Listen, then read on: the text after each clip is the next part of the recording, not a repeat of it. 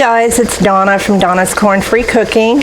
As you can see in the pot, I am cooking apples. I am making unsweetened applesauce to can in the water bath. And the reason it's unsweetened is because my husband's having a lot of trouble with blood sugar, so I want to make sure he gets no sugar additives at all. So I'm waiting for them to finish softening, and then I'll get them blended up and put into, I know, at least 5 pints and maybe 1/2 pint jars, and I will process them in the water bath for 30 minutes. So when I come back, I will show you the finished result.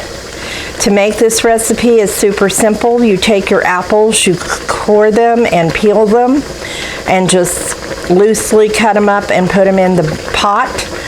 Then add a 1/2 cup of water and bring them to a boil and let them start cooking down. And you want to stir them occasionally so they do not stick.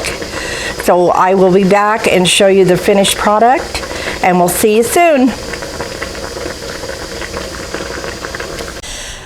Okay guys, as you can see, I've got 4 pints of beautiful unsweetened applesauce that will be so good to eat this winter.